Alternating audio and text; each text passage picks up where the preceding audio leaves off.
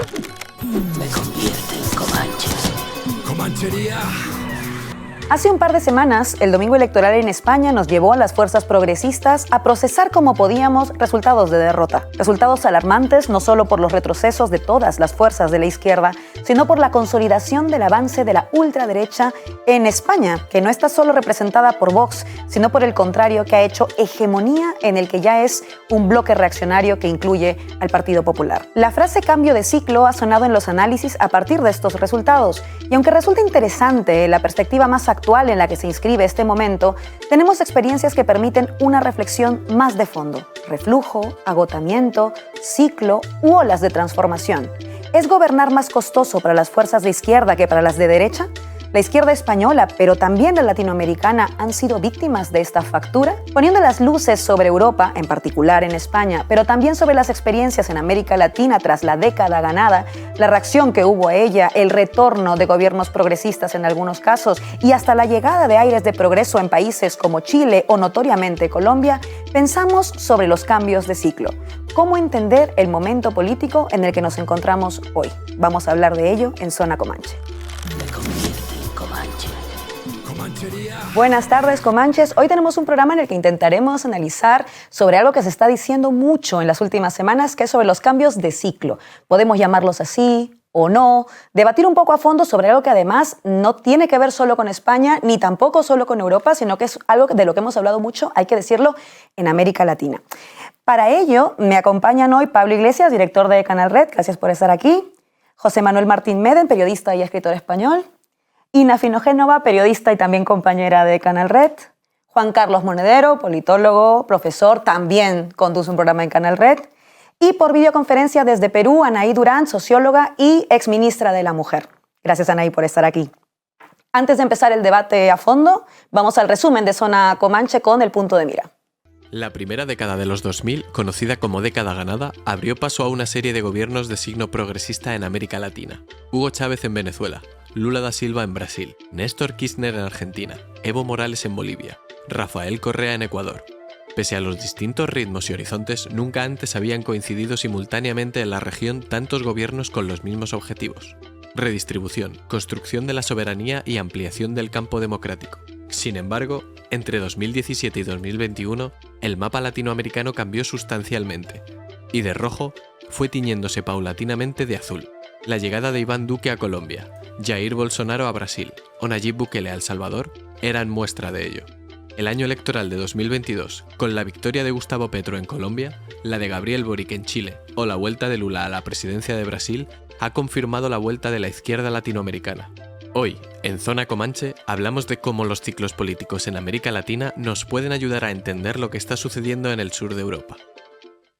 Precisamente nos intenta ayudar a entender lo que está ocurriendo aquí y que, como digo, ha sido tema de las últimas semanas, sobre todo en España, a partir de las elecciones autonómicas y municipales. Y por ello quiero, antes de pasar a la ronda de 1 minuto para cada uno de ustedes, poner 3 fotogramas sobre la mesa que nos puedan servir de inicio. El primero sería en 2011, el 15M en esa Puerta del Sol con todos los indignados en esa plaza. El segundo fotograma sería el gobierno de coalición progresista plasmado en un acuerdo, pero además en un momento y en un estado de ánimo concreto hacia finales del 2019. Y el tercer fotograma, que esperemos que no ocurra, sería el de Alberto Núñez Feijóo dándole la mano a Santiago Abascal. ¿Cómo explicamos esta película? Empiezo contigo, Pablo. Cuando se produce el primer fotograma que señalabas en 2011, que hace solamente 12 años, recuerdo que estábamos en La Tuerca, en un espacio más cutre, pero como muy parecido a lo que tenemos ahora, reflexionando sobre lo que significaba eso. Y empezamos a poner encima de la mesa como una tesis bolchevique que venía a decir hay meses o semanas en las que se producen décadas. Y hablábamos de los procesos de aceleración histórica y creo que la paradoja con la que nos encontramos es que no hemos salido de esa aceleración.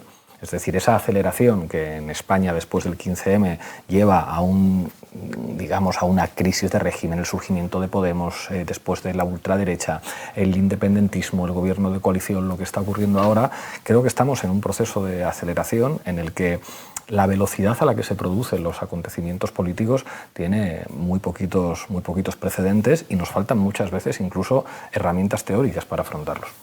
José Manuel.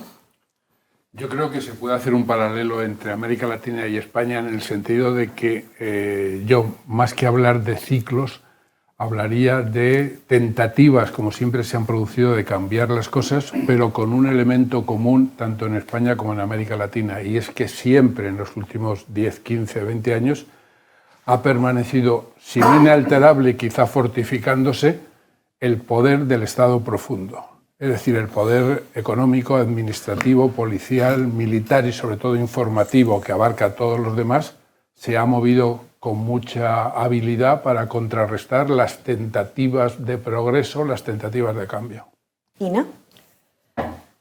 Yo aquí hablaría más del cuadro geopolítico, ¿no? Lo que hablaba Pablo de aceleración, y yo creo que en los últimos 2 años, y más bien incluso desde la pandemia, estamos viendo un cambio que se ha acelerado muchísimo. Estamos hablando de que no va a ser nada igual. No solo hablamos de un mundo entre China, una disputa entre China y Estados Unidos, ¿no? Sino de una multipolaridad mucho mayor, de un surgimiento de potencias regionales entre Turquía, la India, el sur global, ¿no? El mundo al que no solemos mirar, pero habría que mantener el ojo puesto. Como ejemplo de todo esto y el surgimiento de China es la mediación entre el restablecimiento de relaciones entre Arabia Saudita e Irán, por ejemplo, ¿no? Estamos viendo ahí un movimiento que probablemente más pronto que tarde va a condicionar toda nuestra vida de aquí en adelante. Juan Carlos. Cuando uno mira al cielo, lo ve lleno de estrellas o dibujas constelaciones, o es imposible poner un poco de orden. Lo que pasa es que las constelaciones pues, pueden ser mentira, aunque sirvan para orientarnos. Los economistas diferencian entre ciclos largos y ciclos cortos, ¿no? Los ciclos largos serían algo así como el cambio de época, y los ciclos cortos tendrían más que ver con cambios electorales, ¿no? El ciclo largo es el que plantea Segunda Guerra Mundial, desarrollo de un modelo keynesiano que dura 30 o 40 años, y después el ciclo neoliberal, que ahora está en crisis, ¿no? Digamos que eso tendría que ver con este ciclo largo. Y los ciclos cortos cada vez son más acelerados, las crisis económicas cada vez son más aceleradas, ¿no? Y en el ciclo corto hay que recordar una cosa que contamos siempre en sociología electoral, es que la gente no vota tanto derecha o izquierda como cambio o continuidad. De manera que si hay gobiernos de derecha votan a la izquierda, y si hay gobiernos de izquierda votan a la derecha, ¿no? Salvo, ya digo, los cambios ya de época, donde sí que pueden funcionar estas variables más amplias. Y ahora lo que nos encontramos es que hay cambios muy profundos que son de época.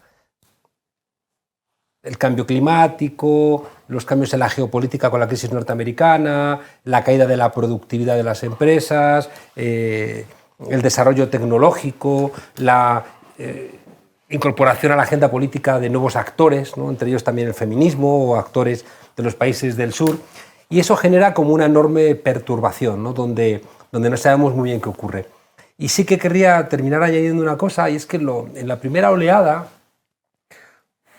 fue una oleada que lo que hizo fue no cambiar el modelo, sino que lo que hizo fue redistribuir la renta.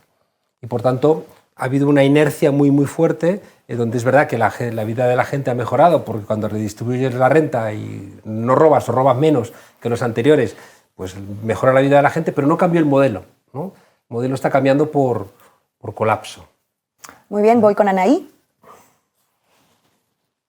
Sí, bueno, creo que hay que distinguir también un poco la idea de ciclo en América Latina, ¿no? No todos los países, no es una homogeneidad, ¿no? No todos los países se suben a esta primera ola progresista, y es bastante llamativo, primero, porque son los países que hoy están, o hubieran estado, digamos, en esta ola, como Colombia, Chile, Perú, los que no están en esa ola progresista que mencionaban al comienzo, ¿no? Y creo que tiene también que ver con esta idea de régimen político, ¿no? Régimen político y régimen de acumulación, ¿no? O sea, creo que ambas categorías van de la mano, y en estos 3 países que pudieron haber marcado en este momento este nuevo ciclo progresista, lo que vemos más bien son estos retrocesos vinculados a los cambios más societales que estamos diciendo, y que efectivamente tienen que ver más que con izquierda y derecha, con continuidad o ruptura, ¿no? Y creo que como estos sectores conservadores, que es parte de lo que creo que nos llama reflexión, van tomando las banderas del cambio, ¿no? O de la impugnación, mejor dicho, a estos regímenes que entran en crisis, ¿no? El caso de Chile, que abre supuestamente un momento constituyente que va a dar paso a un nuevo régimen, termina atrapado en una regresión bastante consternadora, digamos, ¿no? Una regresión muy fuerte en términos de volver incluso a culpar al pueblo de que no pueda elegir una buena constitución, ¿no? Y lo que vemos en Perú también, una arremetida restauradora muy fuerte que busca justamente salvar al régimen que está en crisis, ¿no? Entonces yo creo que efectivamente este primer ciclo progresista que vimos en el 2010, que tuvo un fuerte componente redistributivo, también soberanista, ¿no? En un escenario geopolítico muy marcado por el 11 de septiembre, etcétera, trajo ese retorno del tema de la soberanía, del latinoamericanismo, digamos, pero que también tuvo esta capacidad de representar el cambio, ¿no? Y creo que en esa línea se fue complementando con proyectos en Occidente, Europa, etcétera, ¿no? Y lo que vemos aquí más bien, influido por la pandemia, que creo que es una variable que en América Latina fue fundamental para analizar, para entender gobiernos como el de Bolsonaro, por ejemplo, termina generando una situación de bastante desorden, ¿no? Y de bastante, digamos, difusión de las expectativas, ¿no? Hacia dónde puede ir el cambio en nuestros países y cómo esta supuesta nueva ola progresista, creo que García Linera habla de las oleadas, lleva hacia algún cambio posible. Yo creo que se hace mucho más difícil y no se sacan lecciones de esta primera oleada, ni en los países que la siguen viviendo, digamos, a su forma, ni en los que estamos en estos procesos de disputa, porque es una disputa abierta, digamos, todavía, ¿no?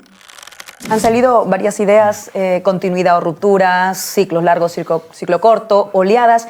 Voy a dar paso al debate, pero antes quiero poner unas declaraciones precisamente de García Linera, quien acaba de ser nombrado por Anaí. Adelante, vídeo. Lógica de los flujos, las oleadas, ¿no? Que es un poco la experiencia que uno también adquiere en la vida. Las transformaciones se dan por oleadas. La gente se articula, se unifica, crea sentido común, tiene ideas fuerza, se convierte en ser universal, es decir, ser que pelea por todos, logra derechos, acuerdos, Estado, política, pero luego pasa la vida cotidiana. No puedes estar en asamblea todos los días. Sí. Tienes que ir a ver qué va a pasar con tu hijo, qué va a pasar con el crédito de la casa. Viene el reflujo. Pero luego, más pronto que tarde, puede venir otro flujo. ¿Cuándo será ese flujo? No lo sabemos. No está ni definido por una ley sociológica, ni por una ley mecánica. Está predestinado. ¿De qué depende? De muchas cosas, en particular de lo que tú puedas hacer. De lo que tú haces hoy en tu barrio, en tu universidad, en tu medio de comunicación, en tu poema, en tu teatro, para articular sentido común, para impulsar ideas de lo colectivo, de lo comunitario. Y si algún momento eso, por algo no calculado, se articula con otras iniciativas comunitarias, puede dar a otro flujo. En una semana, en un año, en 10 años. Lo importante es que tú luches. Las transformaciones se dan por oleadas. Me quedo con eso. Pablo. Linera decía, en tu barrio, en tu universidad, en tu medio de comunicación. Los que estamos aquí sentados hemos nacido en la década de los 50, de los 60, de los 70 y de los 80. Y somos de diferentes países, una rusa, 2 peruanas, 3 españoles. Y sin embargo, todos somos hijos del mundo ideológico de la Guerra Fría, que era un mundo ideológico lleno de certezas. Después de la caída del muro de Berlín, hay un debate en todas las izquierdas del mundo que es cómo se puede hacer política en este contexto. Y es verdad que sobre todo en América Latina, pero no solo en América Latina, se demuestra que, digamos, las izquierdas del mundo poscomunista entendido en un sentido amplio, logran tener resultados electorales muy interesantes que incluso les hacen llegar a estar en los gobiernos y a tener presidencias. Y sin embargo, el debate que ponía encima de la mesa Linera, de, bueno, pues tú ganas a veces y no sé qué, y llega el reflujo y luego pierdes y cómo te organizas, creo que hay una reflexión que hemos hecho aquí y que se comparte por muchos sectores en América Latina, y es que en nuestra época el peso de los actores mediáticos, que siempre ha sido crucial históricamente, pero está adquiriendo unos niveles de dominio de la lucha ideológica como seguramente no había tenido antes. Eso no quiere decir que antes no fuera el actor crucial. A mi juicio, los medios de comunicación siempre han sido el actor político crucial, y el hecho de que esto no aparezca en buena parte de los trabajos de los historiadores revela hasta qué punto han sabido irradiar un relato que incluso ha llegado a los espacios académicos, como si los medios de comunicación fueran una suerte como de actor social o político neutral, que pueden no aparecer en un libro de historia política o que pueden no aparecer en los manuales claves.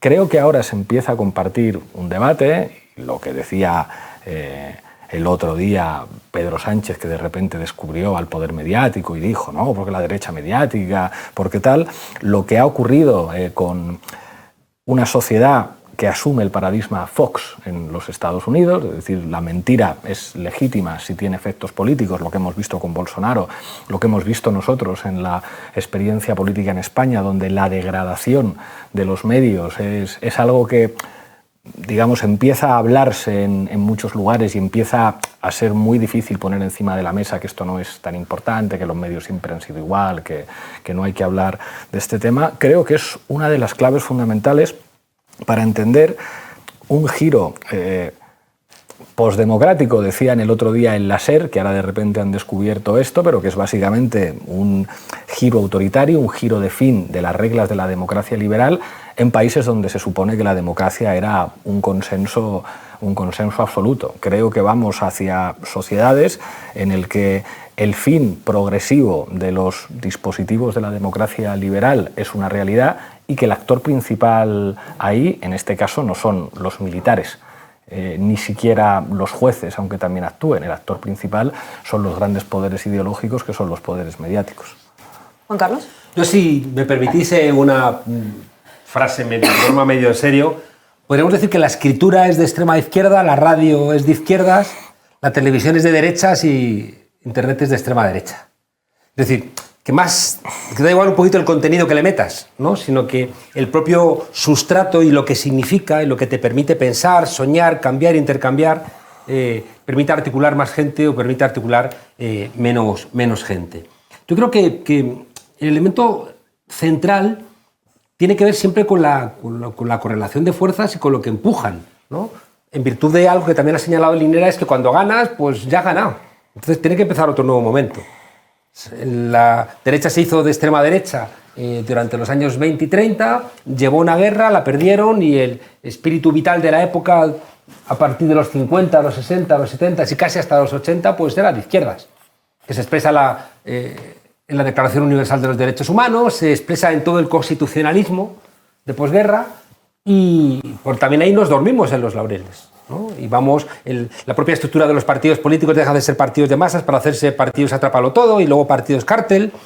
Los medios de comunicación empiezan a alimentar también la idea del consumo, el conflicto parece que desaparece, la sociología empieza a meter también variables que ayudan muchísimo al discurso de la derecha, ¿no? Y se hacen hegemónicas las ideas de la tragedia de los comunes, el gen egoísta de Dawkins, la lógica de la acción colectiva de Olson, las teorías de la elección racional. Toda esa construcción va alimentando un sujeto más individualista, consumista, hedonista, y que cuando viene después, con la crisis del modelo keynesiano a partir de los 70, bueno, pues viene el modelo neoliberal arrasando con todo, ¿no? Con un sujeto que es neoliberal. Hay una cosa que no nos hemos dado cuenta y que era mucho en estas oleadas, que es mucho más fácil derrotar a un líder neoliberal que derrotar al neoliberalismo. Claro. Tú puedes derrotar a una persona, le ganas, por lo que decía antes, de que cuando la gente, en los ciclos electorales, gobierna la derecha, la gente vota izquierdas. Y cuando gobiernan la izquierda, pues a veces votan a la derecha. Entonces ahí no hay tanto elementos de pensamiento más profundo de lo que significa una cosa y otra, ¿no? Entonces, claro, resulta que hay una sociedad que está profundamente herida por los elementos neoliberales. Chávez, al cual tanto se critica, cuando falleció, dejó a Venezuela más capitalista. Es decir, que la correlación entre el capital y el trabajo creció, la proporción del Producto Interior Bruto del capital. Lo que pasa es que parecía que no, porque al redistribuirse tanto la renta y al mejorar tanto la vida de tantos millones de personas, la sensación que daba no era esa, pero en estructuras profundas no era así. Y luego hay una cosa pendiente que le preguntaría a Pablo también, o sea, ¿por qué la izquierda está mal haciendo televisión? ¿No? Porque cuando la izquierda controla la televisión no consigue los efectos que consigue la derecha cuando la controla, ¿no? Entonces ahí hay algo que a lo mejor hay que pensar, o si nos falta algo en la explicación, o qué demonios ocurre. Y no solamente cuando llegan a la televisión, yo diría incluso que cuando las izquierdas llegan al poder también es verdad que tienen mucho más difícil enfrentar, pero eso está gobernar, ¿no? Está Con la explicado misma porque derecha. los estados se construyen como un decantado de los que ganan las luchas históricas, ¿no? Entonces, cada uno que gana una pelea histórica pone su muesca en el Estado y cuando tú ganas un gobierno, heredas ese Estado y está lleno de inercias. Por eso es una tontería lo que decían algunos marxistas de que el Estado es como un instrumento, como un coche que te montas en él y puedes doblar hacia la derecha o hacia la izquierda. Mentira, doblas hacia la izquierda y el maldito volante no se deja, ¿no? Entonces, esa selectividad, ¿no?, del Estado, esa selección, esa facilidad para satisfacer mejor unas demandas que otras, está en el Estado, y eso lo tenemos estudiado. Pero los medios de comunicación no tanto. ¿Por qué si yo tengo un medio de comunicación la cago? ¿Por qué si tengo un medio de comunicación lo hago tan mal? Porque la gente al final nacionaliza un medio de comunicación como hacía Venezuela y la gente deja de verlo y se va a otro. O sea, hacemos mal la televisión y no entendemos la capacidad de la televisión para construir esas ideas alternativas. Yo ahí discreparía un poco porque a mí me parece que la izquierda puede hacer bien la televisión y los medios de comunicación, pero el problema principal es la financiación, porque detrás de grandes medios suelen estar poderes financieros que no van a apoyar las ideas de una mayor distribución de la riqueza. Chávez, y tenían medios de comunicación y lo hacían mal. Y de repente nacionalizan, hace muchísimo tiempo, no eran los mismos recursos técnicos. Después, en términos de contenido, sí podemos hablar de diferentes escuelas, etcétera, etcétera, pero yo te puedo decir que hay ejemplos de medios financiados desde Estado que lo hacen bien, que se difunden. Uno de esos ejemplos es RT. Otra cosa que lo que tú puedas pensar de a cuyos intereses corresponde RT y para qué está, ¿no? Pero sí se puede hacer, lo que pasa es que necesitas muchísimo dinero. Y muchísimo dinero o te lo pone el Estado o te lo ponen grandes poderes financieros que no van a ir a coincidir con las ideas que vas a defender tú en tu programa de televisión. No me parecen malos la izquierda haciendo la televisión. ¿Podrían José Manuel? ¿Y luego ponen ahí? Sí. A mí me parece que no solamente que la izquierda hace muy mal la televisión cuando puede, sino que en todos los gobiernos de izquierda se ha fracasado en diversos procedimientos de gobierno, pero siempre se ha fracasado en uno, que es en la comunicación. No hay un gobierno de izquierda en el mundo que haya hecho un cambio real en los medios de comunicación. Y eso es muy sencillo porque se produce, porque en todos aquellos lugares donde la izquierda llega al poder, los medios de comunicación y su gestión son intervenidos por los que gobiernan, por los que tienen el poder en ese proceso, sea de la izquierda, sea progresista, sea como queramos llamarlo, y no por los que saben y han propuesto cómo cambiarlo. Y el ejemplo es lo que pasó en Venezuela con Telesur. Es decir, Telesur fracasa desde el momento en el que la mejor gente que la pone en marcha se ve desplazada por los poderes del gobierno, de los ministerios, de los intereses partidistas y de aquellos intereses que no tenían nada que ver con cambiar el prototipo de la comunicación. La izquierda ha fracasado siempre en esa política de comunicación y en España basta leer a Manuel Vázquez Montalbán, que vivió toda su vida dirigiéndose a la izquierda y diciéndole, oiga, para hacer cosas distintas hay que decir cosas distintas y a través de medios diferentes y con políticas de comunicación distintas. Ustedes no lo han hecho nunca. Pues una pregunta. Y él se murió. A raíz de eso. Sí, sí. Las mañaneras de López Obrador no es un ejemplo de una comunicación eficaz que se ha hecho desde un gobierno de izquierdas. Yo creo que no. Sí, eso es indudable. No, yo creo que no. Yo creo que no es así. Ponen a bailar al conjunto de los medios de comunicación, aunque luego se vengan, ¿eh? Nos puede gustar más o menos el formato, podemos estar más o menos de acuerdo, pero que ha venido a cambiar la correlación de fuerzas dentro de los medios de comunicación tú cambias en la México. Correlación de fuerzas entre los medios de comunicación cuando modificas el escenario. Es decir, cuando haces lo contrario de lo que hicieron Lula y Dilma cuando gobernaron. Perdieron 12 años sin cambiar para nada el escenario fundamental de los medios y quién tenía el poder. Y el poder lo siguen teniendo los mismos en los grandes medios de comunicación.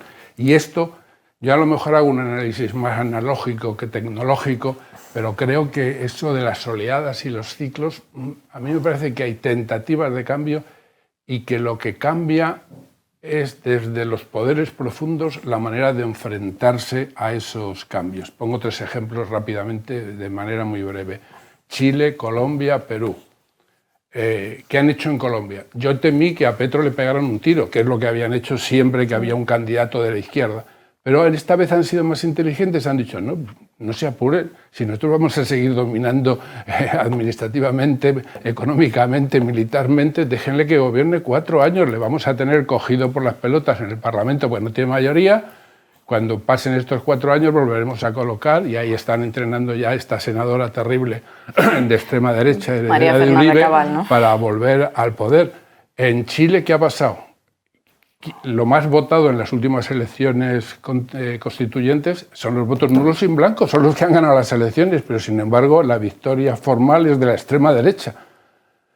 ¿Qué pasó en Perú? Cuando hubo ese instante histórico que nunca se repetirá de un presidente, vamos a decir, de izquierda simultáneamente, en Colombia por primera vez, en Chile y en Perú, los 3 al mismo tiempo.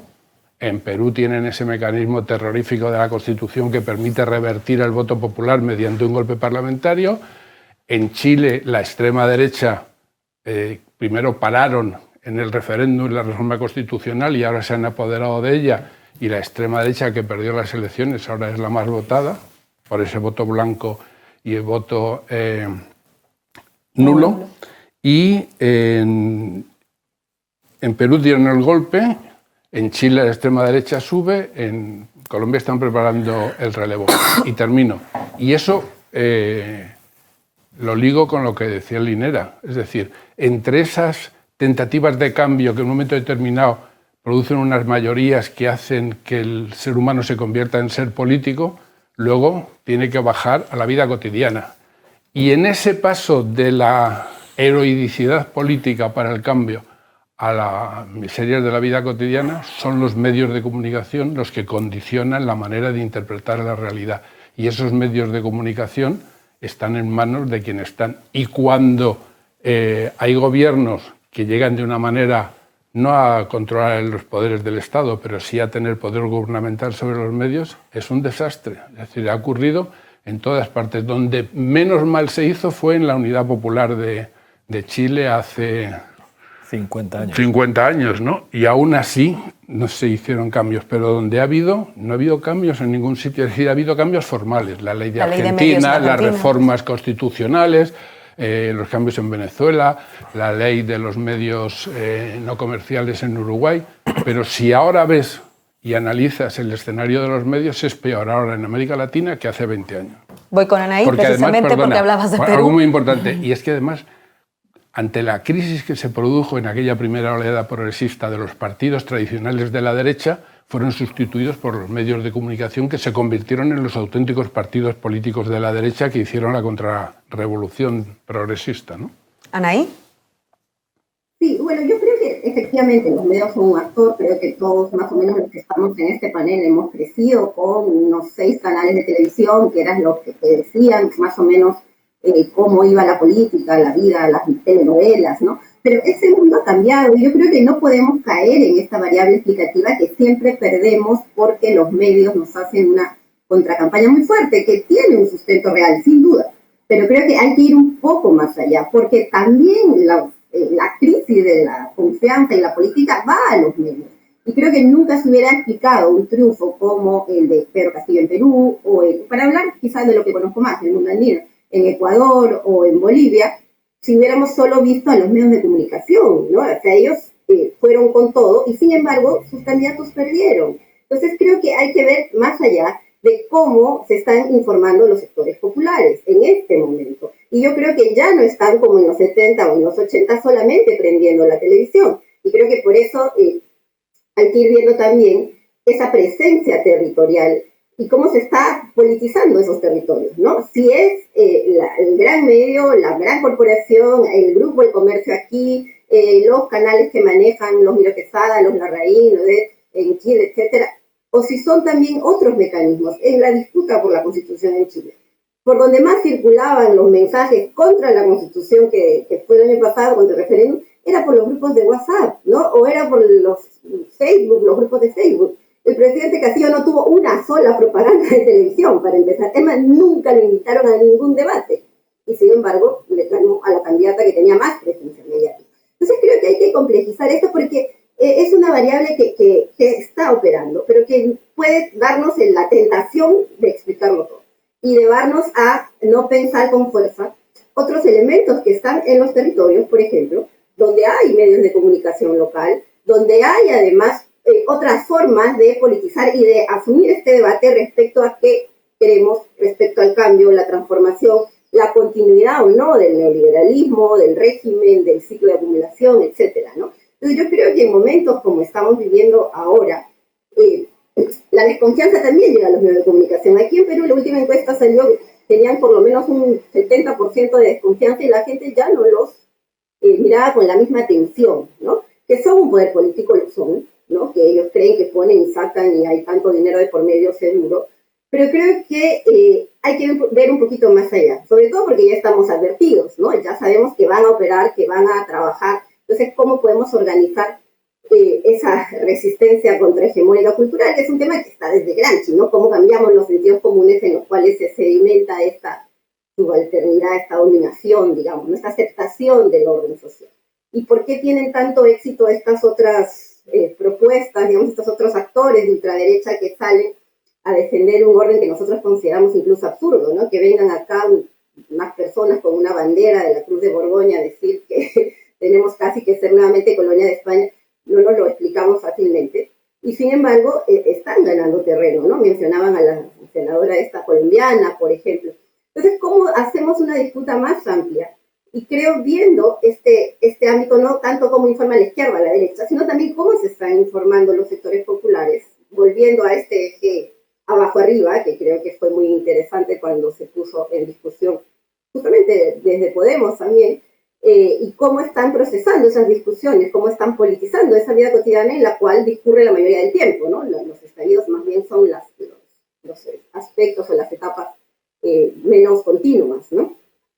Pablo. Ahí por polemizar un poco con Juan Carlos, porque siempre me critica que me encantan las metáforas militares para entender la política. Yo pienso que pueden ser referentes teóricos de la izquierda Maquiavelo y Smith y no solamente Lenin. Cuando decía lo de la escritura es de izquierdas, internet es de extrema derecha, la radio es progre. Yo creo que los fusiles no son de izquierdas ni de derechas, son de quienes los empuñan. Y quien quiera afrontar un escenario militar y no esté dispuesto a utilizar fusiles, pues está fuera de la partida. Y otra metáfora militar más. Claro que las guerrillas pueden infringir un daño tremendo a un ejército regular, pero si quieren ganar tienen que terminar convirtiéndose en ejército regular. ¿Con esto qué quiero decir? Decía Anaïs, bueno, tan poderosos no son los medios si a veces se les ganan elecciones. Es verdad que se les ganan elecciones porque, hombre, hay contradicciones sociales y conflictos lo suficientemente grandes como para que ocurran cosas y que en sociedades donde al fin y al cabo la opinión de la gente es la que determina la selección de líderes políticos, pues puede haber huecos y puede haber espacios. Decíamos al principio, claro que la izquierda ha demostrado que puede ganar elecciones o tener resultados electorales muy interesantes. E incluso que a veces las redes sociales o los medios alternativos o las propias contradicciones que se están expresando en una sociedad puede hacer que haya un resultado electoral que no interese o que no guste a la mayor parte de los propietarios de los medios de comunicación. Este es un clásico argumento que dice, no, en realidad cuando vosotros decís lo de los medios es que estáis dando un argumento de malos perdedores, esto no es tan importante, porque si no, ¿por qué tuvo tantos votos Podemos? Y si no, ¿por qué ganó Evo Morales en Bolivia o por qué pudo ganar Pedro Castillo?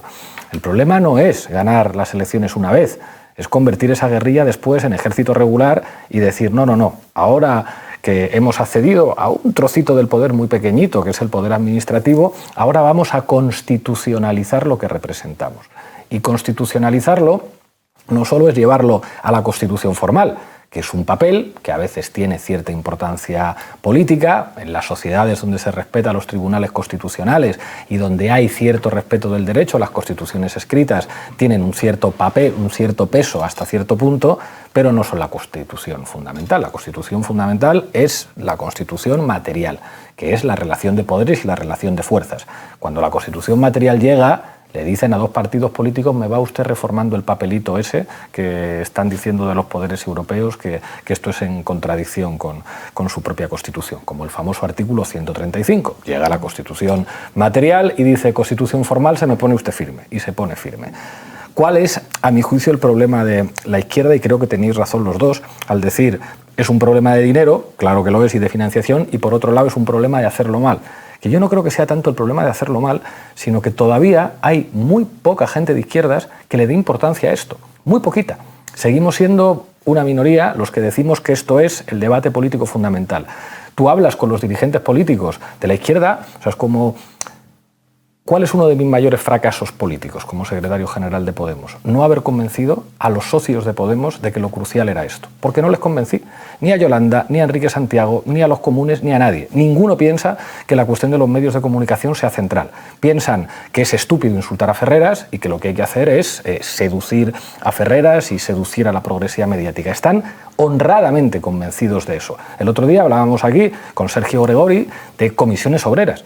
La Comisiones Obreras tiene, o dice tener, 1 millón de afiliados. Tiene una financiación con la que no podría soñar un partido político. Llegó a atesorar poder sindical y poder político en España junto a la UGT, en el que yo creo que si hubieran tenido voluntad de tener una estación de radio y una estación de televisión, como la voluntad que tuvo la Iglesia Católica con la COPE y con 13TV, tenían dinero y poder suficiente por su posición en empresas estratégicas para que en España hubiera habido una televisión propiedad de los sindicatos y una estación de radio propiedad de los sindicatos. Pablo, el problema... Ni siquiera aprovecharon la oportunidad al reclamar el patrimonio sindical acumulado de reclamar las emisoras de radio. Es que, y por ir a Chile, o sea, como una discusión que tuvimos con ellos, el pleito del Clarín. El Clarín, que era un periódico robado por la dictadura, que era propiedad de un empresario español, le está ganando en la justicia internacional un pleito al Estado chileno para que le devuelvan a Joan Garcés la propiedad de ese periódico, que Joan Garcés no tiene más intención que convertir eso en un medio de comunicación de izquierdas en Chile. Y la reflexión que hacían los compañeros es que nos van a ver como pagafantas si llegamos a un acuerdo, indemnizamos con dinero del Estado chileno a un señor al que le robó un periódico la dictadura de Pinochet para que pueda haber algo en Chile diferente a lo que representa el Mercurio. No lo entienden. No lo entienden. Hay una parte fundamental de la izquierda que sigue pensando que la clave es enviar a un portavoz con capacidad de seducción, con habilidad comunicativa, que es como... Y eso sigue siendo un problema fundamental de la izquierda en España y de la izquierda en muchos sitios. José Manuel. Sí, yo... 30 segundos, sí, claro. digamos, por relacionarlo con lo que decías de la radio, la televisión, de derecha, de izquierda y tal. Hay un tipo de lectura de la evolución tecnológica que dice que los cambios van creando condiciones cada vez mayores de democratización. Es una gran mentira, sobre todo en el tema de los medios de comunicación. Y es muy rápido entenderlo, muy fácil. Cuando el medio principal era la prensa, había que enseñar a leer a los trabajadores, porque si no, no había negocio, no se vendían periódicos. Por lo tanto, ese primer paso de medios de comunicación alfabetizaba y daba... En las tabernas alemanas se leían periódicos en alto. Y en Madrid, durante la Segunda República, porque había muchos analfabetos, claro. Pero llega la radio, ya no hace falta enseñar a leer. Es decir, la radio, más tecnológicamente, con más posibilidades, sin embargo, retrocede en la alfabetización de las clases trabajadoras. Y cuando llega la televisión, que es mucho más rápida que la radio y que solo funciona a nivel emocional, cualquier tipo de alfabetización que sería imprescindible no solamente no se aplica, sino que en la práctica distorsiona la capacidad de comprensión de las grandes mayorías. Esa ha sido la evolución de los medios de comunicación, al margen de la concentración de la propiedad, de que sean los dueños de las empresas y de los bancos los dueños de los medios. Pero es que en la izquierda, cuando la izquierda ha llegado al gobierno, los medios de comunicación de servicio público se han confundido con medios de comunicación del Estado, o lo que es peor del gobierno, o lo que es mucho peor del partido. Y además se han puesto en manos de dirigentes políticos que, como decía Pablo, no solamente no creen en la comunicación, sino que la manejan como la derecha para conservar el poder e influir sobre primero la militancia y luego el electorado. Juan Carlos. ¿Cuántas cosas? Sí. Se me ocurría que a lo mejor RT tenía éxito porque no era de izquierdas. RT en español tenía una línea En español. editorial en Latinoamérica tirando hacia los progresismos latinoamericanos. porque- Ahora puede estar cambiando, pero bueno, sabemos Pero la ya porque- relación de Rusia. Está claro que era para proteger los intereses de Rusia, está Sí, pero claro. Pero yo algo- te estoy diciendo el papel que ha tenido en Latinoamérica, al igual que Telesur, ¿no? No insultemos a Telesur. En Latinoamérica, Telesur ha hecho materiales muy buenos, cuando no habló de Venezuela, y también incluso cuando habló de Venezuela, cuando nadie habló de Venezuela desde la perspectiva que tuvo RT o Telesur. No estoy aquí Bueno, para, pero dejadme hablar. para defender esos Dejadme medios, hablar, pero a mí me que estaba parece yo en mi que uso de la palabra. que es Algo- importante Algo bueno habrá hecho RT reconocerles cuando el la papel que han acusaron y la tenido. persiguieron tanto. Sí, bueno, yo que algo insisto- bueno habrá hecho RT cuando tanto la atacaron y la persiguieron y la bloquearon. Yo insisto en que creo que RT hizo una muy eficaz y buena televisión de izquierdas en América Latina o en español, porque era lo que más daño hacía a los Estados Unidos, obviamente. Obviamente. ¿no? Pero después en otros lugares pues era un disparate. Era un disparate que a su vez era terrible porque daba argumentos a la derecha para justificar por qué una televisión que en español era de izquierdas, pues luego se aliaba con Trump o enredaba en Pero es procesos evidente electorales por qué. y demás. Entonces, cosa que, por ejemplo, no ha hecho nunca Telesur. Que ahí estoy totalmente de acuerdo que Telesur, todos sus trabajadores son de una dignidad espectacular, ¿no? Y sé que son militantes de la izquierda y militantes de la verdad, ¿no? Y por tanto, creo que Telesur ha estado en momentos concretos que ha salvado vidas y ha sido capaz, ¿no?, también de criticar algunos aspectos que nadie estaba ahí sobre el terreno para hacerlo. Hay una cosa que repito mucho de mi amigo Mao, que decía que si no hay claridad en la ideología, no hay claridad en la organización. Y me temo que el gobierno de Chile está despistado, no tiene claridad ideológica y por tanto no ha tenido una organización partidista que a su vez les sirva, ¿no?, de insumo y de feedback para ir articulando una ideología clara y por tanto a veces parecen universitarios dando vaivenes sin ningún tipo. Bueno, tú dices que no, yo digo lo que quiero entender, Pablo. Entonces de repente meten la pata y de repente cuando no toca atacan a quien no corresponde. Y de repente una gran cumbre que tenía que ir en una dirección va en otra porque se comportan como gente sin ningún tipo de solidez intelectual, ¿no? Y me parece que es intolerable lo que ha hecho en muchos sitios, ya no solamente en la cumbre esta Boris, sino que ya lo ha hecho en varios sitios, ¿no? Y por tanto hay que decirle, oye, o sea, ubícate donde estás porque no estás ubicado, ¿no? Y tú crees que estás defendiendo determinadas cuestiones y lo que estás haciendo es dando herramientas a los que nos van a fusilar juntos a todos, como decía el Che Guevara. Hay una pregunta, Pablo, esto lo discutimos tú y yo en el libro de Juego de Tronos. Cuando tú planteabas que querías un dragón y yo decía que los dragones me daban miedo. Todavía cuando hicimos el libro iba por la tercera temporada, ¿no? Entonces todavía no se sabía que el dragón se iba a convertir en un hijo de puta, ¿no? Y el dragón tuyo... un dragón. O más. Lo que pasa es que en la última temporada el dragón se convierte en un peligro, ¿no? Entonces, te diría que es verdad que puede ser que un fusil no sea ni de derechas ni de izquierdas, pero la bomba que asedia Dresden o que asedia Londres son de derechas. Y una bomba atómica es de derechas, ¿no? Entonces, hay determinadas herramientas que, por su propia capacidad de destrucción y por su inhumanidad, no pueden pertenecer al ámbito de la emancipación que identifica la izquierda. Pero yendo un poco a lo que estábamos discutiendo, porque hemos empezado a hablar de tantas cosas, fíjate que yo vengo diciendo, por mi experiencia latinoamericana y la de España, y aquí te diría que el gran fracaso de tu dirección no sería lo de la televisión, el gran fracaso es no haber sido capaces de construir el partido movimiento, ¿no? Porque mi experiencia en toda América Latina, el fracaso en Venezuela, en Bolivia, en Chile, en Brasil, era no haber construido partidos que fueran movimientos, porque esa condición movimentista del partido, por un lado, te permitía ganar elecciones frente a una izquierda que pensaba que ganar elecciones daba lo mismo. No, hay que ganar elecciones, hay que tener el poder institucional porque el resto del poder lo tienen los otros, pero la parte movimentista es la que permitía que, y esto es muy importante en la dirección de lo que estamos hablando, Esto permitía, esta condición movimentista, que pudiéramos educar en valores emancipatorios a nuestra militancia y a la ciudadanía, porque son dos elementos diferentes. Hay 4 espacios que creo que son muy luminosos y muy virtuosos a los que hay que mirar. Las mañaneras, lo que hacía Chávez con su aló presidente, lo que hacía Correa y lo que hacía Uribe. Es decir, que son tipos que llegaron a conectar con lo que pensaba en ese momento su pueblo.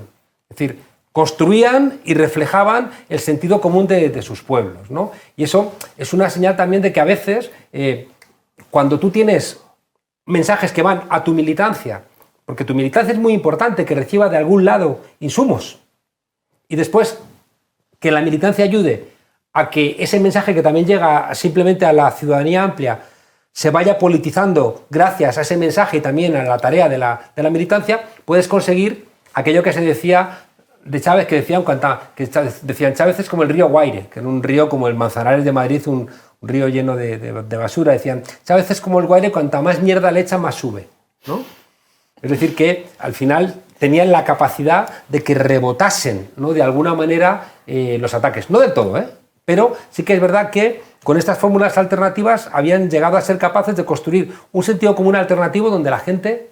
Os cuento corriendo una anécdota. Venía de la televisión, de la radio venezolana en Caracas, y era un sitio inhóspito, y dije, joder, me toca bajar hasta la autopista para agarrar ahí un taxi, no sé qué, y de repente para un taxi de los de allí destartalados, ¿no? Y digo, que para el taxi, se baja un tipo súper enfadado, para el taxista, ¿no? Me monto, digo, qué suerte, ¿no? Entonces va el taxista ahí, el hombre desdentado y no sé qué, y me dice, ¿usted es monedero, no? Y digo, sí. Dice, ¿ha visto usted al señor que se ha bajado? Digo, sí, parecía enfadado, ¿no? Dice, sí, estaba muy enfadado. ¿Y por qué? Dice, que se monta en el coche y me dice, ¿a qué no sabe usted de dónde vengo? Y yo le digo, ¿de dónde viene usted? Y dice, vengo de una reunión con unos rusos y con unos israelíes porque vamos a manipular el satélite de las elecciones, ¿no? Porque con la ayuda de la Unión Soviética, decía, vamos a poder cambiar el resultado electoral, ¿no? ¿Y usted qué le ha dicho? Dice, pues yo iba conduciendo, ¿no? Y le he dicho, mire, los taxistas en Caracas somos muy chismosos y nos gusta mucho que nos cuenten cosas para contarlas después a los clientes. Y dice, pero no puede contarme usted una cosa menos pendeja para que no quede yo también como un pendejo. Entonces el tipo me ha dicho, para el coche. Entonces ha parado y se ha bajado ahí súper enfadado, ¿no? O sea, está bien. Había un momento en donde la gente se convertía, ¿no? Cada persona se convertía en un altavoz de la defensa. Radio Bemba, como lo llaman en algunos países. Claro. Pero entiendo esto, pero estáis hablando de la capacidad política comunicativa de algunos dirigentes políticos, que es un tema muy interesante. Merecería tesis y tesis doctorales, las mañaneras, el aló presidente, lo que hacía el propio Uribe, la capacidad comunicativa esa que tenía y que tiene Rafael Correa. Acuérdate cuando le trajimos a la facultad sin un papel, una conferencia brillantísima de 2 horas y pico. Pero eso es una cosa, y otra cosa diferente es el poder mediático. Que el poder mediático es, por desgracia, algo que no tiene la izquierda en ninguna parte. O sea, que la izquierda como mucho puede decir, no, hay algunos periodistas a los que dejan trabajar en algunos sitios y hasta cierto punto y con ciertos límites pueden decir alguna cosa. Y eso yo creo que es un problema cultural al que podríamos añadir más cosas. Hablando de España ahora, la derecha tiene toda una red de escuelas privadas que transmiten sus valores. Toda una red de escuelas concertadas que se financian con dinero público y que transmiten sus valores y además gana elecciones y puede hacer casi lo que le da la gana con las escuelas públicas. Esto es algo a lo que la izquierda también renunció, con las excepciones, que yo sé que esto es muy polémico, con la izquierda del País Vasco y Cataluña, donde allí sí tuvieron su red de escuelas que permite transmitir otro tipo de valores. De nuevo, otro ejemplo.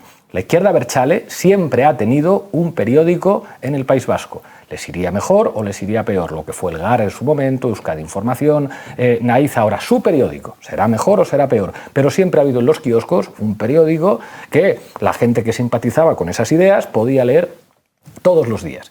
Y al mismo tiempo una organización social, que esto es lo que señalas tú, que es verdad, el sindicato, la organización estudiantil, la organización de mujeres, En unos contextos mejor, en otros contextos peor. Se podrá decir ya, pero el contexto del independentismo, del exterior constitutivo que supone España, tener una identidad nacional, la propia lógica de ETA que implicaba lo que queramos. Para hacer política hay que tener instituciones culturales e ideológicas. Algunas tienen que ver con la penetración en el territorio, lo que tú dices del partido movimiento, y otra con dispositivos culturales que además van más allá del partido. Si el problema es que el partido es otra cosa. O sea, es como cuando nosotros decíamos en La Tuerca, se milita en los medios, creo que estábamos acertando. O sea, es como hay personas que por la mañana se levantan y escuchan el monólogo de Ángels Barceló, y Ángels Barceló es la que les da las claves con las que interpretan, pues buena parte, porque además la respetan, les gusta, la conocen, es una voz que da confianza. O sea, es como tiene toda una serie de elementos que dicen, yo escucho a esta mujer, y al cabo de un rato, como todos nosotros, dices, es que esto es lo que pienso yo. Entonces, esto es algo en lo que la izquierda que nosotros representamos no tiene prácticamente nada. Este pequeño dragoncito que tenemos ya, que es Canal Red. Si quieres que crezca el dragón, entra en canalred.tv y pon dinero, porque para que sea un dragón grande esto tiene que crecer más. Pero en realidad yo creo que es uno de nuestros grandes problemas. Soros, pon dinero. Entonces el dragón se convertirá en el dragón de los caminantes blancos. Voy a pasar a José Manuel. Antes, solo como vamos acabando, quiero poner un último elemento sobre la mesa, porque de todas maneras, más allá de todo lo que estamos hablando, la verdad es muy interesante porque explica las claves de lo que está pasando con este ciclo y con las izquierdas en general a nivel internacional. Sí que quisiera saber, en términos concretos, algo que pueda servir a la gente que nos escuche, es qué conquistas de la izquierda, porque ha habido lo que llamamos una década ganada en América Latina, incluso aquí en España hemos tenido el primer gobierno progresista en coalición de la democracia. ¿Qué conquistas de esa izquierda están completamente en riesgo ahora que hablamos de pues puede ser nueva tentativa, nueva ola, cambio de ciclo, como queramos llamarlo? ¿Qué en concreto y cómo respondemos ante ese riesgo? José Manuel. Sí, voy a decir algo que siempre provoca miradas afiladas o palabras duras, pero no me resisto a repetirlo. Es decir, querido amigo, cuando el cambio en el escenario de la comunicación depende de la habilidad o de la oportunidad o de la buena política de un líder, ya sea Chávez o sea López Obrador, eso quiere decir que no se cambia lo fundamental, que es la estructura de la comunicación, que no hay un servicio público, que no se ponen los medios al servicio de las mayorías y que lo que se hace es utilizar desde el poder la comunicación, pues a veces incluso como lo hace la derecha. Hay que hacer cambios más profundos y yo creo que el mayor ejemplo, el peor ejemplo de lo que significa eso de que la comunicación son las alocuciones del líder es Cuba. Es decir, Cuba tuvo la oportunidad de hacer la mayor revolución en los medios de comunicación y ser un ejemplo para todo el mundo. Y tiene en estos momentos la peor prensa del mundo, capitalista y de izquierdas. Y ahora mismo acaba de aprobarse, 60 años después de hecha la revolución, la primera ley de comunicación. Lo cual demuestra que los discursos del líder no sirvieron para casi nada, sobre todo en el ámbito de la comunicación, y la comunicación es básica para la participación y el poder popular en la democratización de la información. Es decir, los discursos de 10 horas de Fidel no mejoraron la revolución cubana e impidieron una reforma de la política de comunicación que solamente se ha podido poner en marcha y convertirla en una ley cuando Fidel ya no está. Entonces hay que tener mucho cuidado con que la izquierda cometa el triple error de utilizar la comunicación como la utiliza la derecha, de vincularla al poder y de no socializarla, ¿no? Voy con Anaí. Sí, yo creo que aquí hay un tema clave también en términos de quiénes comunican, ¿no? Y qué están comunicando, o sea, cómo le estás hablando a la gente de esos problemas que están afectando su cotidianidad, su día a día. Veamos el tema de Bukele, ¿no? Que no es el gran comunicador, no es un AMLO, menos es un Chávez, pero que ha ido a ese problema que impedía que la gente haga su vida cotidiana en El Salvador y en Centroamérica en general, y por eso lo idolatran tantos sectores. Ha resuelto el tema fundamental, que puedas llegar a tu casa sin que te maten las maras, sin que a tu hijo lo capten, en fin, ¿no? Y eso creo que es importante entender, porque nos lleva a este tema de la hegemonía, que ya decía Gramsci al comienzo, ¿no?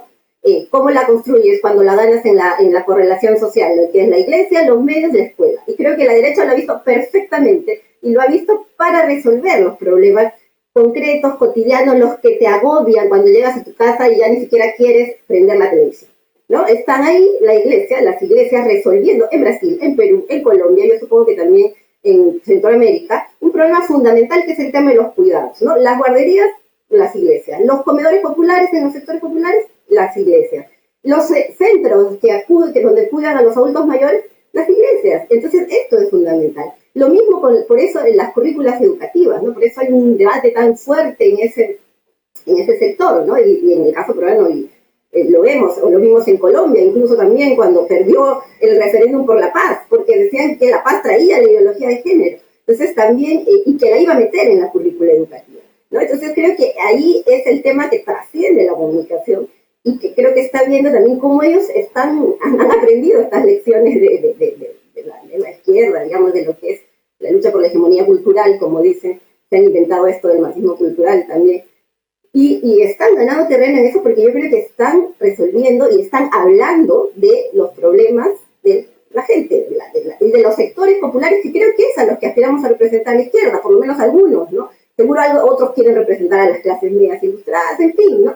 Pero la izquierda que creo nos interesa a todos, que es la que representa esos sectores populares, excluidos, marginados, subordinados, por el modelo, tiene que ver con eso, ¿no? Y yo creo que si no vemos este trinomio nuevamente, iglesia, escuela, medios de comunicación, vamos a seguir un poco lamentándonos cada cierto tiempo, ¿no? Eso me parece fundamental para volver a pasar alguna ofensiva, porque creo que ahorita seguimos en ese ciclo de buscar explicaciones, respuestas, y todavía muy a la defensiva en varias situaciones, ¿no? A partir de lo que mencionan ahí y por poner también esta problematización, pero ya que estamos contando anécdotas, como ha iniciado Juan Carlos, resulta que hace poco estuve en una cena, hace unas semanas, con la familia de mi compañero, familia andaluza, y hablábamos sobre el gobierno, sobre la política, y todos eran antigobierno, ¿no? Todos eran bastante de derechas, votantes de derechas de toda la vida. Y en un momento mi compañero les empieza a preguntar por si les ha beneficiado en algo concreto este gobierno de coalición. Y a todos, en algún tema, les había beneficiado.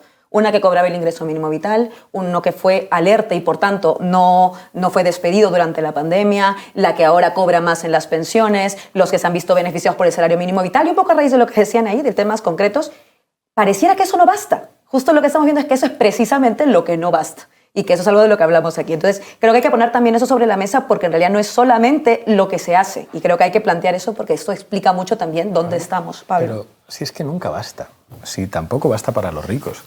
O sea, el otro día hablábamos de una propuesta de Ayuso, que ya lo ha implementado, de subvenciones a quien tiene contratada una empleada del hogar. Yo me puedo permitir una empleada del hogar perfectamente. Y sin embargo no voy a votar a Ayuso por eso. Ni si es esta cosa como que la izquierda ha hecho, como de que el comportamiento de los ricos siempre responde a su posición de clase, eso no es necesariamente verdad. O sea, que es muy fácil decir que los pobres votan en contra de sus propios intereses de clase, pero que los ricos pueden votar también en contra de sus propios intereses de clase. Lo que define el voto son los valores.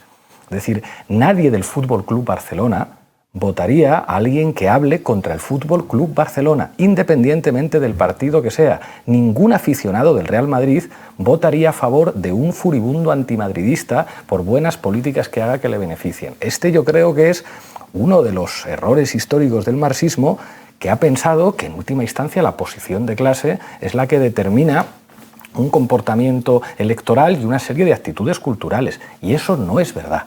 La posición de clase es la que puede explicar cómo se articulan algunas estructuras de poder, pero votamos y tomamos decisiones a partir de valores, y los valores operan en el plano de la ideología. Esto es lo que, como es como el ABC de Gramsci, que es como dice, oiga, señores rusos, es que esto de Italia aquí es más complejo y aquí está el no sé qué, y lo paradójico de esto, que es una cosa que, como todo lo bueno, lo inventamos nosotros y luego lo hacen mejor los otros. Como Revolución Rusa, una revolución en el arte, lo hemos hablado muchas veces, los constructivistas, el cine y no sé qué, es como la vanguardia cultural está en Rusia. El estalinismo destroza aquello y después es Hollywood y son los norteamericanos los que son la gran potencia cultural, cuando dice, pero si todos los intelectuales, si los mejores artistas, si lo más avanzado en términos culturales estaba con la Revolución Rusa, ¿cómo se puede convertir aquello después en lo que se convirtió?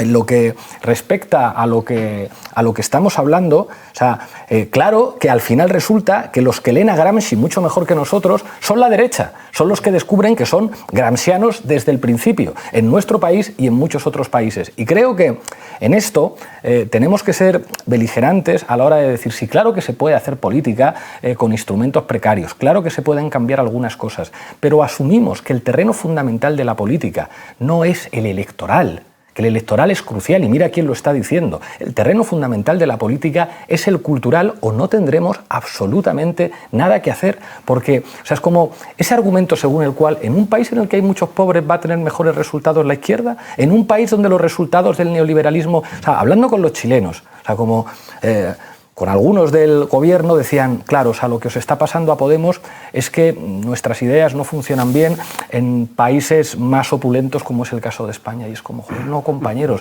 ese no es el problema, ese no es el problema. Puede haber países donde haya unos niveles de vida muy altos y donde la gente vote perfectamente a la izquierda. Hemos tomado como referencia durante décadas a los proyectos socialdemócratas de los países escandinavos y allí se ha vivido mejor que en ningún lugar del mundo durante muchísimo tiempo. Hasta que no se asuma que un país con niveles de violencia social atroces puede ser un país extremadamente conservador, reaccionario y de ultraderecha, y que lo contrario también puede ocurrir, creo que seguiremos en una lógica que nos hace mucho daño. A mí me parece que la posición de clase no se nace, se hace, y ayuda mucho tener una buena información.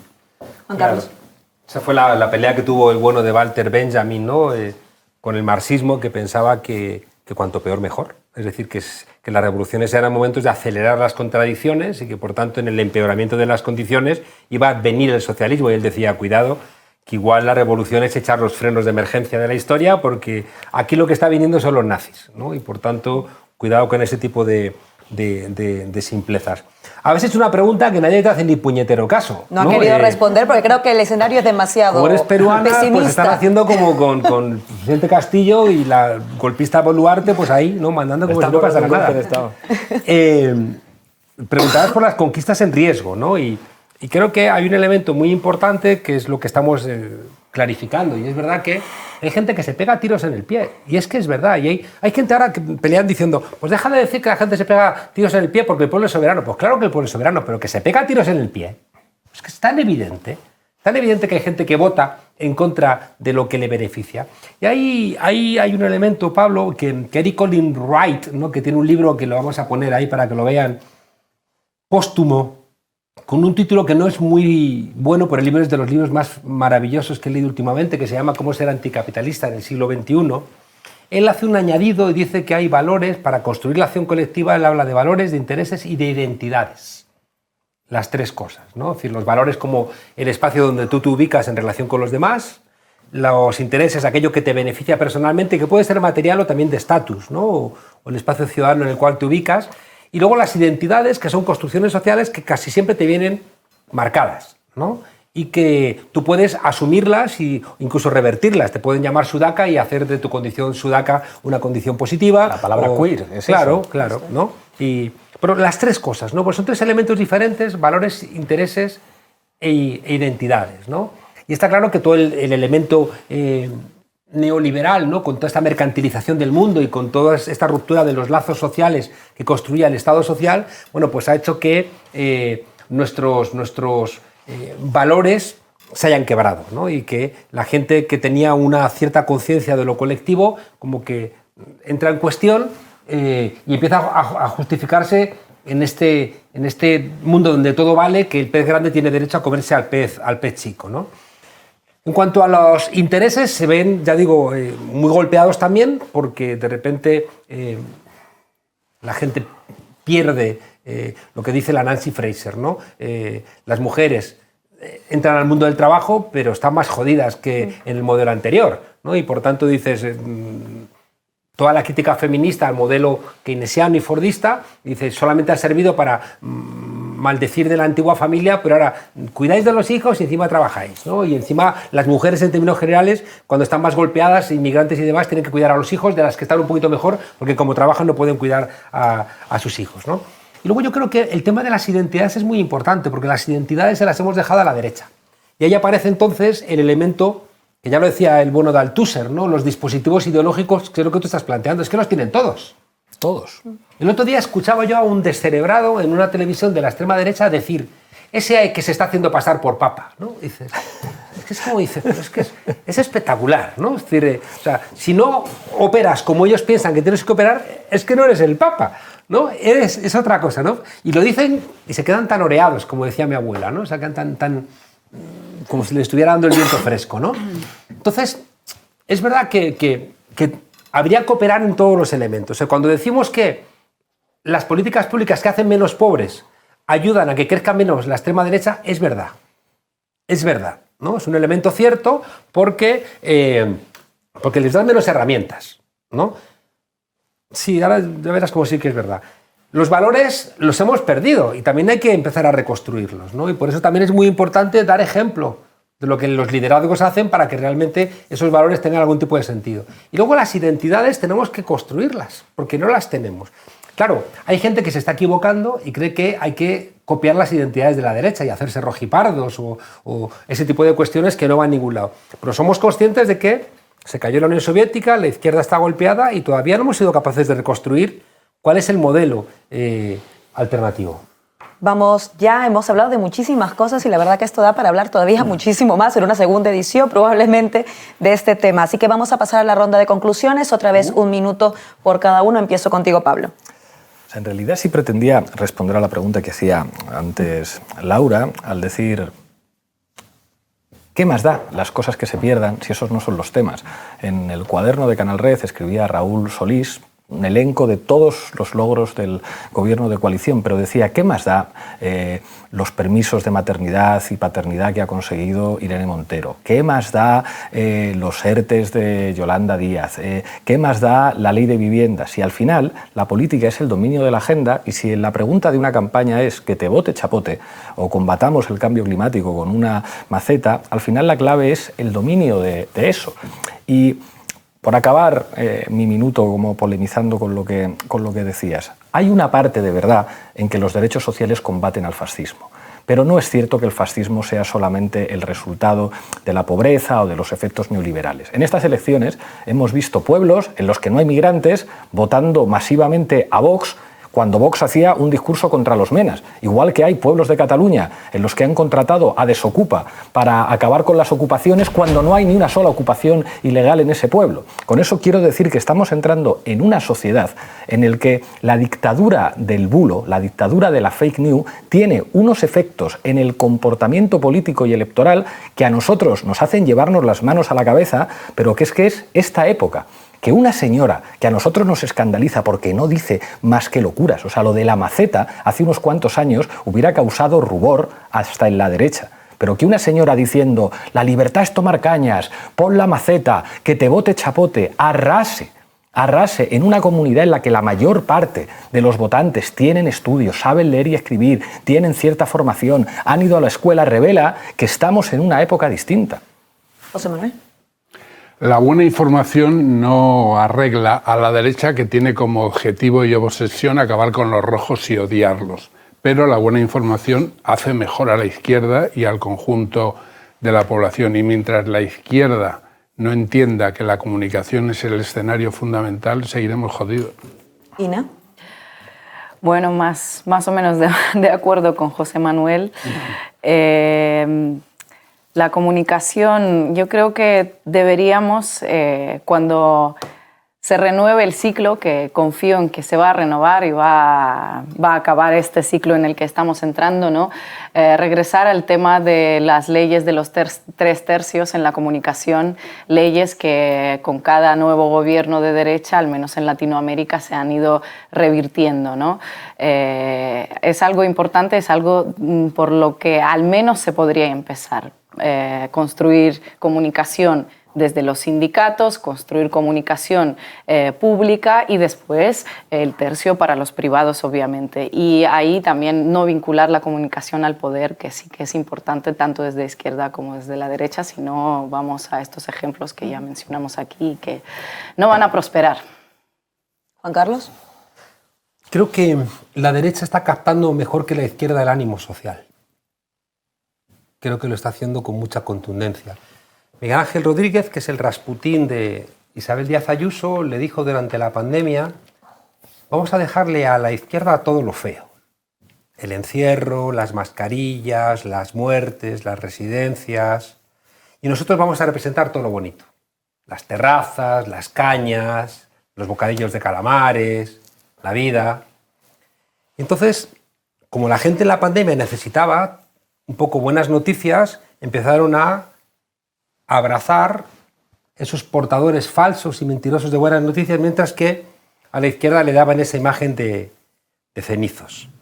En el discurso hay una parte de verdad y una parte de mentira, y tenemos que identificar la parte de mentira y la parte de la verdad. En Austria, un país con un nivel de vida, creo que el más alto de Europa, la migración siria cuando la guerra pues generó una construcción del miedo que les llevó a votar a la extrema derecha, ¿no? Se ha dicho en este programa muchas veces, yo lo he escuchado a gente de América Latina plantear que, como la agenda de la derecha no puede ser la del orden social porque no están a favor de invertir para que haya orden social, lo convierten en orden público, ¿no? Y cuando la izquierda compra el marco del orden público, está perdido.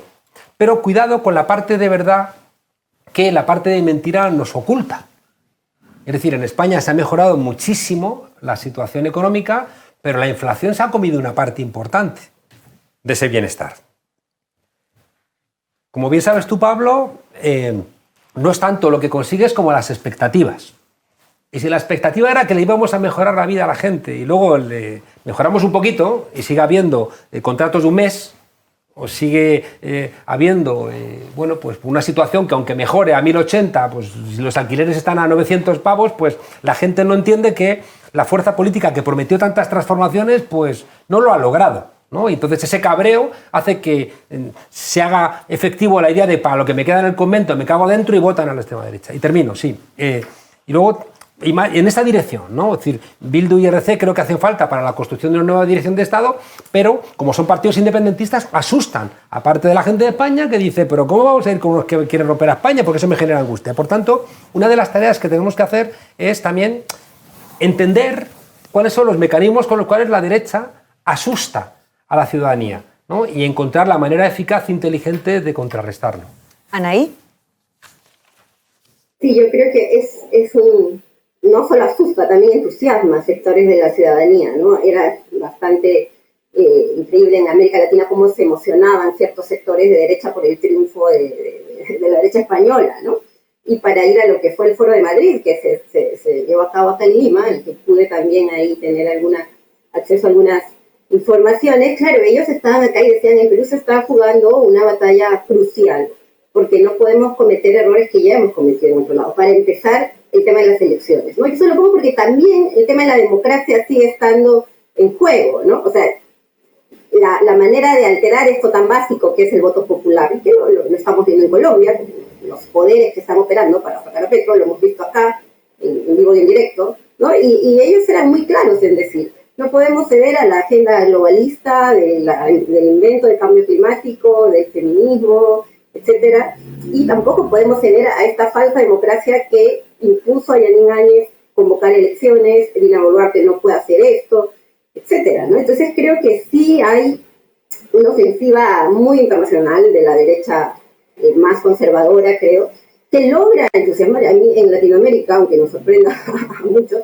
pero que han logrado conectar con estos, no solo con esta frustración, sino también con estos anhelos, ¿no? Y que creo que aquí puede ir algo más esperanzador, que es la contraposición que tiene, o la respuesta que tiene más bien de todo este mundo plurinacional que está buscando efectivamente una identidad de la cual enorgullecerse, ¿no? En el caso peruano lo hemos vivido quizá tardíamente con este estallido, lo vimos en Bolivia cuando eligieron a alguien como ese componente representativo también identitario de la democracia, que creo que finalmente nos iguala un poco a todos, ¿no?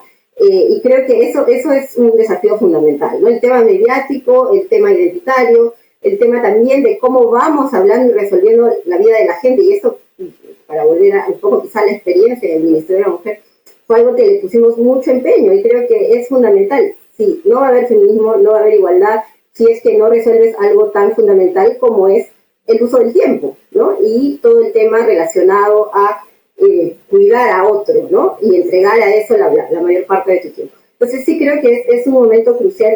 Seguimos seguro con atención lo que va a pasar en España.